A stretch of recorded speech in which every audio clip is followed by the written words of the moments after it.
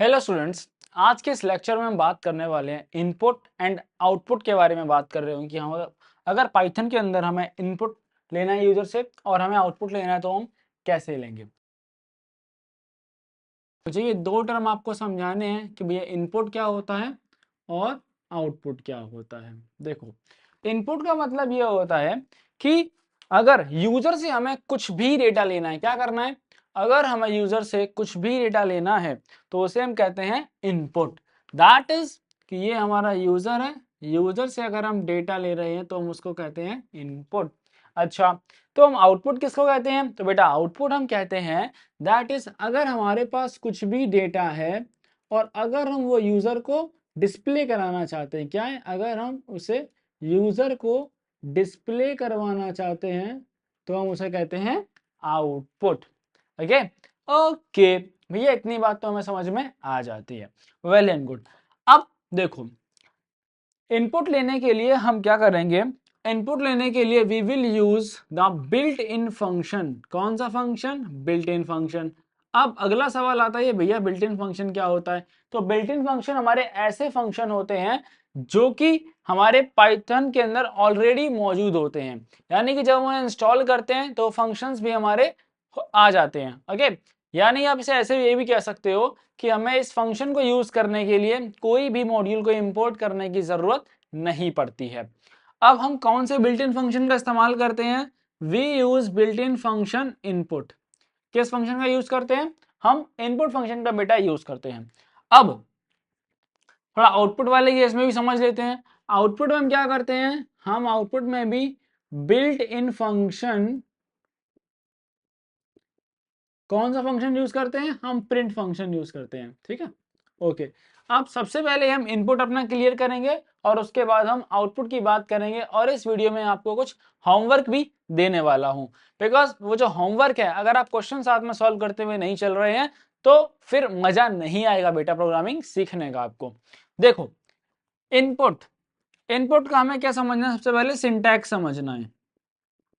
अब मैं आपसे एक सवाल पूछना चाहता हूं, आपसे सवाल ये पूछना चाहता हूं, जब आपकी मम्मी आपको बेटा धनिया लेने भेज देती हैं, कभी कभी आलू लेने भेज देती हैं, गोभी लेने भेज देती हैं, तो कौन सी ऐसी चीज है जो आप ले करके जाते हैं? भैया पैसे, साइकिल, बाइक, स्कूटी? नहीं, हम झोला लेकर के जाते हैं। या मैं अगर तुमसे ये पूछूं कि अगर मार्केट से तुमसे कहा जाए कि बेटा आपको, अगर आप मार्केट से 5 किलो चीनी लेकर के आओ, क्या है, 5 किलो अगर शुगर लेकर के आओगे, तो आपसे मैं एक सवाल पूछूंगा, वो क्या, कि भैया इस चीनी को आप कहाँ रखोगे? अब तुम कहोगे भैया ऑब्वियस ही हमारे घर में एक बड़ी सी टंकी रखी हुई है जिसमें कि हम इसे स्टोर करेंगे। क्या करेंगे? स्टोर करेंगे। अब तुम कहोगे कि भैया इस चीनी का स्टोर का यहाँ क्या रिश्ता है? रिश्ता है, ध्यान से समझो। तो जो चीनी है ये क्या है? यूजर। ये हमारा यूजर ने बेटा वैल्यू दी है। क्या है? वैल्यू दी है। अब इस वैल्यू को हमें कहीं ना कहीं स्टोर करना होगा। ओके, तो यूजर से जब हम वैल्यू ले रहे हैं और उस वैल्यू को हमें स्टोर करना है, तो स्टोर करने के लिए हमें चाहिए होगा एक वेरिएबल। क्या चाहिए होगा? हमें चाहिए होगा बेटा यहाँ पर एक वेरिएबल।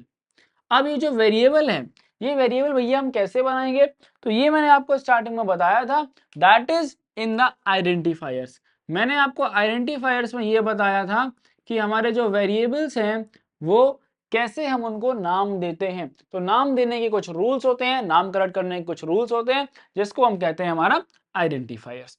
ठीक है, वेरिएबल के बाद हमें क्या करना है? That is we have to write input. Input के बाद हमें यहाँ पर अपना मैसेज लिख देना है। क्या लिख देना है बेटा? मैसेज लिख देना है, हम जो भी मैसेज यूजर को देना चाहते हैं। तो यूजर को क्या होगा? ये मैसेज दिखेगा, और जो भी यूजर वैल्यू आपका, जो भी आपका यूजर वैल्यू देगा वो वैल्यू आपकी इस वेरिएबल के अंदर में आ जाएगी। एक एग्जांपल कंसीडर कर लेते हैं, उससे चीजें आपको अच्छे से समझ में आ रही होंगी। सबसे पहला एग्जांपल हमारे पास है, वी हैव एग्जांपल नंबर 1। जैसे कि मैं चाहता हूं कि तुम अपना नाम एंटर करो, तो हम क्या करेंगे? We will write our name is equals to input. Now हम क्या मैसेज देंगे? We will give the message that is enter your name, और यहां पर जो हमारा नाम है वो एंटर हो जाएगा। ओके, अब भैया इसका आउटपुट क्या आएगा? तो बेटा इसका आउटपुट आप जरूर समझ लो। ठीक है, यूजुअली मैं व्हाइट बोर्ड वीडियो नहीं बनाता हूँ, बट आज थोड़ा सा मन किया तो मैंने कहा चलो बना लेते हैं भाई। इसका आउटपुट देख लेते हैं। आउटपुट आएगा that is enter your name. अब आपने जो भी नाम एंटर किया, फॉर एग्जाम्पल मेरा नाम विशाल है तो मैं अपना नाम विशाल एंटर कर देता हूं, ठीक है। अब यहां तक इनपुट की कहानी हो गई है, तो क्या होगा, ये जो विशाल है ये इस नेम वेरिएबल के पास ये वैल्यू आ जाएगी। ओके, अब आपको एक बहुत इंपॉर्टेंट बात बताता हूं और ध्यान से आपको ये बात समझनी है, और इसको एक 5 रुपए का अपनी कॉपी में, नोट्स में, जहां पर भी लिख रहे हो, एक 5 रुपए का नोट लगा लो और ये बात लिख लो। क्या लिखना है कि जब भी हम इनपुट फंक्शन यूज करते हैं तो इनपुट फंक्शन में यूजर जो भी वैल्यू एंटर करेगा, क्या करेगा, यहां से इनपुट फंक्शन में जो भी वैल्यू एंटर की जाती है वो ऑटोमेटिकली कन्वर्ट हो जाती है इन स्ट्रिंग टाइप। क्या कन्वर्ट हो जाती है बेटा, एज स्ट्रिंग टाइप। यानी कि अगर मैं अभी इस एंटर योर नेम की जगह अगर मैं यहां पर फॉर एग्जाम्पल के लिए 56 दे देता हूं, तो 56 इसके लिए नंबर नहीं होगा, बिकॉज ये इनपुट फंक्शन लगा हुआ है। तो ये क्या करेगा, ये इसको एज अ स्ट्रिंग कंसीडर करेगा। तो स्ट्रिंग क्या होती है बेटा, डबल क्वोट्स के अंदर होती है। तो ये हमारा एक्चुअल वैल्यू जो है, जो इस नेम वेरिएबल के अंदर में स्टोर हो रही होगी। ओके, तो भैया इसका मतलब क्या ये है कि हम यहाँ पर नंबर एंटर नहीं कर सकते हैं? बिल्कुल कर सकते हैं, लेकिन उसका एक तरीका है जो कि मैं तुम्हें बताता हूँ, और इस प्रोसेस को हम कहते हैं that is your type conversion. इसे हम क्या कहते हैं, इसको हम कहते हैं बेटा एक्सप्लिसिट टाइप कन्वर्जन, ठीक है। अब ये क्या होता है, तो पहले एक्सप्लिसिट टाइप कन्वर्जन समझ लो। एक्सप्लिसिट टाइप कन्वर्जन का मतलब होता है एक्सप्लिसिट टाइप कन्वर्जन। इसका मतलब होता है दैट इज फोर्सफुली किसी भी ऑब्जेक्ट की, फोर्सफुली, 3 बस पॉइंट याद रखने हैं आपको, फोर्सफुली किसी भी डेटा ऑब्जेक्ट की डेटा टाइप को चेंज कर देना। क्या कर देना, डेटा टाइप को चेंज कर देना। बात समझ में आ रही है? ओके, तो अब ये कैसे किया जाता है, इसका भी सिंटैक्स समझो। ये किया जाता है दैट इज कि आपको जिस डेटा टाइप में चेंजेस करने हैं, क्या करने हैं, जिस डेटा टाइप में आपको चेंजेस करने हैं वो आपको यहां पर लिख देना है, डेटा टाइप। एंड आपको जिस वैल्यू को चेंज करना है बेटा, वो वैल्यू हमें यहां पर लिख देनी है। अब मुझे ये बात पता है कि अगर मैं इस इनपुट से लेकर के यहां तक, ठीक है, ये चीज मुझे क्या देगी बेटा, it will give the value in the format of string. अगर मैं यूजर से कोई नंबर एंटर कराना चाहता हूं तो मैं क्या करूंगा, तो उसके लिए मैं आपको समझाता हूं that is we will use here example number 2 समझते हैं। हमारे पास एक वेरिएबल है, मैं यूजर का रोल नंबर एंटर कराता हूं, देखो। तो रोल नंबर क्या लिखेंगे हम, roll number is equals to, and यहां पर हम लगाएंगे इंट। क्या लगाएंगे, इंट। हम किस में कन्वर्ट करना चाहते हैं, देखो मैंने क्या सिंटेक्स बताया था, ये इसका जनरल फॉर्मेट है, ठीक है, कुछ और मत समझना, है ना। ये जनरल फॉर्मेट है, तो हम इंट में कन्वर्ट करना चाहते हैं। किसको कन्वर्ट करना चाहते हैं, दैट इज हम इस चीज को कन्वर्ट करना चाहते हैं, input, and we will give the message enter roll number, ठीक है। तो देखो यहाँ पर क्या हो रहा है बेटा, यहाँ पर आपको एक मैसेज, आपको एक ये आएगा that is enter roll number, okay, और आप रोल नंबर एंटर करोगे तो क्या होगा कि इनपुट जो फंक्शन है वो स्ट्रिंग टाइप में वैल्यू रिटर्न करता है, ठीक है। अब हमने लगा रखा है, इस स्ट्रिंग को हमने कन्वर्ट कर रखा है इंट में। क्या कर रखा है हमने, इसे इंटीजर में कन्वर्ट किया है। तो इस प्रोसेस को हम कहते हैं एक्सप्लिसिट टाइप कन्वर्जन। बात समझ में आई? ओके, अब अच्छा भैया अगर मेरे को यहाँ पर फ्लोटिंग वैल्यूज एंटर करानी होगी तो हम कैसे कराएंगे, तो देखो फ्लोटिंग वैल्यूज एंटर कराने के लिए आप सिंपली यहाँ पर इंट की जगह पर फ्लोट का यूज कर सकते हैं। कैसे करेंगे, देखो एग्जाम्पल नंबर 3 समझो। वी हैव, जैसे मान लो मैं मार्क्स किसी के एंटर कराने हैं मुझे, और मार्क्स जो है आपके वो डेसिमल वैल्यूज हो सकते हैं। तो we will write float of input enter your marks. अब ये एंटर योर मार्क्स क्या है बेटा, ये हमारा मैसेज है, ठीक है। तो इसके बाद मैं एक वीडियो अपलोड कर रहा हूँ जिसमें ये आपको प्रॉपर जो क्वेश्चंस दे रहा हूँ होमवर्क वो आपको चला करके दिखाऊंगा, जिससे ये आपकी बेस्ट अंडरस्टैंडिंग हो सकती है। तो यहाँ पर क्या होगा, यहाँ पर आपका जो इनपुट फंक्शन है बेटा ये स्ट्रिंग में वैल्यू रिटर्न करेगा और फ्लोट क्या करेगा, ये उसको फ्लोट में कन्वर्ट कर देगा। क्या कर देगा, कन्वर्ट कर देगा। तो यहाँ मैसेज आएगा एंटर योर मार्क्स, आप अपनी जो भी वैल्यू एंटर करेंगे वो आपकी मार्क्स वेरिएबल में स्टोर हो जाएगी। ओके, तो इतना सा कंसेप्ट था हमारा इनपुट का। अब हम बात करते हैं that is about the output. क्या बात करेंगे बेटा, आउटपुट में बात करेंगे। अब बहुत सारे बच्चे थोड़ा सा क्वेश्चन करने लगते हैं, भैया अभी आप चीजें काफी स्लो पढ़ा रहे हैं, भैया मैं बहुत ज्यादा फास्ट पढ़ना चाहता हूँ, मैं बहुत ज्यादा फास्ट पढ़ना चाहती हूँ। तो मैं आपसे इतनी बात कहना चाहता हूँ बेटा, अगर बेसिक सीख लोगे तो आप आगे खुद से ही फास्ट पढ़ सकते हो, खुद से चीजें कर सकते हो। बट अगर तुमने बेसिक्स में बहुत ज्यादा हड़बड़ी कर दी, तो मैं 11th के ही कंसेप्ट क्लियर नहीं है, तो फिर आप जो 70 आउट ऑफ 70 नंबर लाना चाहते हैं वो आप थोड़ा सा भूल जाइए उसको। ठीक है, अब बात करते हैं प्रिंट की। किसकी बात कर रहे हैं हम, प्रिंट की बात कर रहे हैं। ठीक है, देखो प्रिंट में क्या है, प्रिंट को हम सबसे पहले इसका जनरल फॉर्मेट समझते हैं, इसका सिंटैक्स समझते हैं, इसे हम कैसे यूज करते हैं। So in print we have to just write print, और इसके बाद में यहाँ पर डबल कीवर्ड्स यूज कर सकते हो, आप सिंगल कोड भी यूज कर सकते हो, no issues. Now you have to write the message. क्या है, आप जो भी मैसेज डिस्प्ले कराना चाहते हैं वो आप लिख सकते हैं। अब प्रिंट के कुछ एग्जांपल्स मैं आपको बताऊंगा जिससे मैं और अच्छे से समझ में आएगा कि प्रिंट को हम कैसे कैसे यूज किया जा सकता है। जैसे कि आप देखो बेटा, सबसे पहला हम बात करते हैं कि अगर मुझे प्रिंट में अपना ही नाम डिस्प्ले कराना है, दैट इज प्रिंट ऑफ विशाल, तो ये क्या करेगा, ये विशाल बेसिकली एक स्ट्रिंग है। क्या है, ये यहाँ पर एक स्ट्रिंग है। ठीक है, अब कमेंट में ये बताओ, ये मैंने यहाँ जो कमेंट किया हुआ है ये किस टाइप का कमेंट है, ये किस टाइप का कमेंट, ये आपको कमेंट में करके बताना है। नेक्स्ट, आप प्रिंट में डायरेक्ट कोई भी वैल्यू प्रिंट करा सकते हो, 7 प्रिंट करा सकते हो। तो ये 7 क्या है बेटा, 7 एक आपका इंटीजर है। क्या है, 7 is an integer. Then we have, आप यहां पर क्या कर सकते हैं, वी कैन राइट, हम यहाँ कोई 14.69 कोई भी फ्लोटिंग वैल्यूज दे सकते हैं। ठीक है, चलो फ्लोटिंग वैल्यू हो गई। नाउ हम यहाँ पर वैल्यूज को मिक्स भी कर सकते हैं। किस तरीके से, जैसे मैं अगर मुझे मान लो कि कोई भी स्ट्रिंग डिस्प्ले करानी है, तो मैं यहाँ लिख सकता हूं that is my value is. अब दो तरीके हो सकते हैं, चाहे शायद जो चीज आप डिस्प्ले कराना चाहते हैं या तो वो वेरिएबल के अंदर हो या फिर डायरेक्ट हो, तो डायरेक्ट भी आप कर सकते हैं, like my value is comma 10। ठीक है, इस तरीके से आप चाहें तो इसको ऐसे भी लिख सकते हैं, print my value is comma value, अगर ये वैल्यू नाम के वेरिएबल में स्टोर्ड है। अब जरूरी नहीं है कि आप इस प्रिंट में बेटा दो ही चीजें आप इंक्लूड कर सकते हैं, depending on your situation on your need आप बहुत सारी चीजें इसमें इंक्लूड कर सकते हैं, बस आपको डिफरेंट डिफरेंट के लिए कॉमा लगा के वैल्यूज बढ़ती जाएंगी। फॉर एग्जाम्पल मैं यहाँ पर एक और अगर मैसेज देना चाहता हूँ, like this is second message, अगर एक और वैल्यू देना चाहता हूं तो मैं यहाँ वैल्यू 2 नाम का वेरिएबल है उसको इंक्लूड कर लेता हूं। तो इस तरीके से भी हम प्रिंट को यूज कर सकते हैं। ओके, तो ये तो कहानी हो गई बेटा हमारे प्रिंट के। बट प्रिंट फंक्शन में दो चीज बहुत ज्यादा इंपॉर्टेंट है जिस पर आपके आउटपुट बेस्ड क्वेश्चंस के जो आंसर है वो घूम सकते हैं।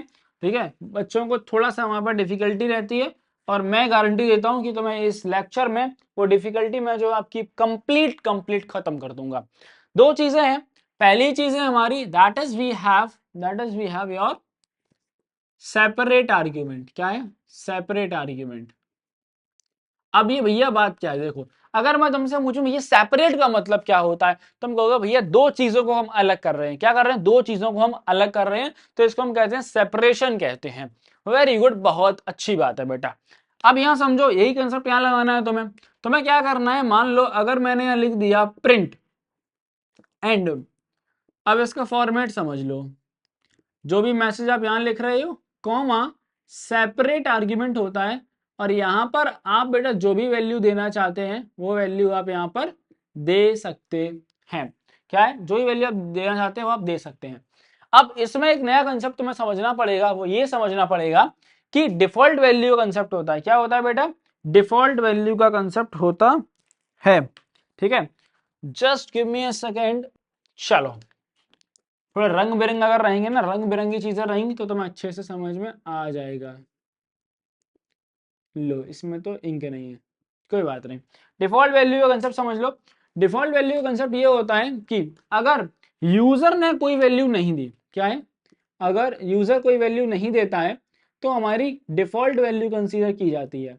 जिस प्रकार मान लो कभी तुम घर से बाहर रह रहे हो, ठीक है, आप घर पे अकेले हैं और बाहर तुम्हारा मन था आज कि भैया आज तो मैं पनीर खाऊंगा, ठीक है, तो मैं पनीर लेने जा ही रहा था कि आज बारिश हो गई, बहुत तेज बारिश हो गई, एकदम लाइट चली गई, बिजली गिरने लगी, है ना, गलियां एकदम भर गई।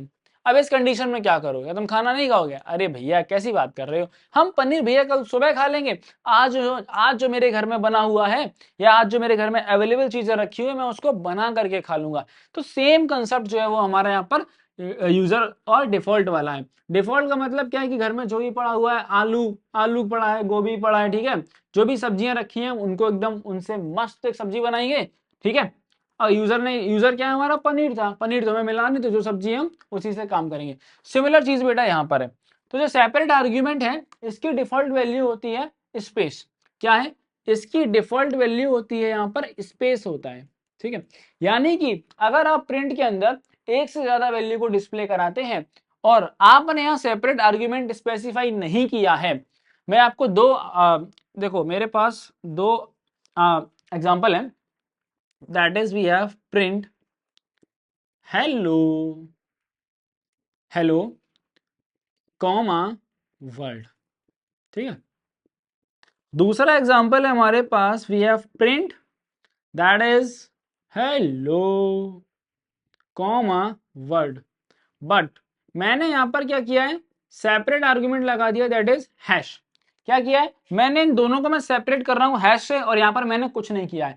तो जब मैंने कुछ नहीं किया है, जब यूजर ने कुछ वैल्यू नहीं दी है, तो क्या होगा, यहां पर डिफॉल्ट वैल्यू कंसीडर होगी। डिफॉल्ट वैल्यू क्या है, स्पेस। तो हमारा इसका जो आउटपुट आएगा वो आउटपुट क्या आएगा बेटा, आउटपुट होगा हमारा दैट विल बी हेलो, और इसको सेपरेट हमेशा दो वैल्यू को बीच में लगेगा, तो हेलो के बाद क्या आएगा, एक स्पेस आएगा, और हमारा आंसर आ रहा होगा वर्ड। क्या आंसर आएगा, वर्ड आंसर आएगा। बात समझ में आ गई, ओके। नाउ अगले एग्जांपल पर आते हैं, हेलो और वर्ड, और यहाँ सेपरेट क्या है, हैश लगा हुआ है। क्या लगा हुआ है, हैश लगा हुआ है, दैट इज, अब इसका आउटपुट क्या होगा, वी हैव हेलो, हेलो के बाद अब यहाँ क्या कह रहा है, हमें सेपरेट किससे करना है, सेपरेट करना है इसको हैश से, तो इसको सेपरेट करने के लिए हम हैश यूज करेंगे, और यहाँ पर अगला आएगा वर्ड आएगा। ये बात समझ में आ रही है, ये बात समझ में आई नहीं आई, अगर ये बात नहीं समझ में आई एक बार फिर से थोड़ा सा पीछे आओ और वापस इसको समझो, ठीक है। ये बहुत सिंपल कंसेप्ट है। सेपरेट का मतलब है दो वैल्यू को हम कैसे सेपरेट करना चाहते हैं। बात समझ में आया नहीं आया, ठीक है भैया, ये बात हमको समझ में आ जाती है। चलो अब एक और इंपॉर्टेंट कंसेप्ट है, इसी का भाई है वो, जुड़वा एकदम, ठीक है, तो उसको भी समझ लेते हैं।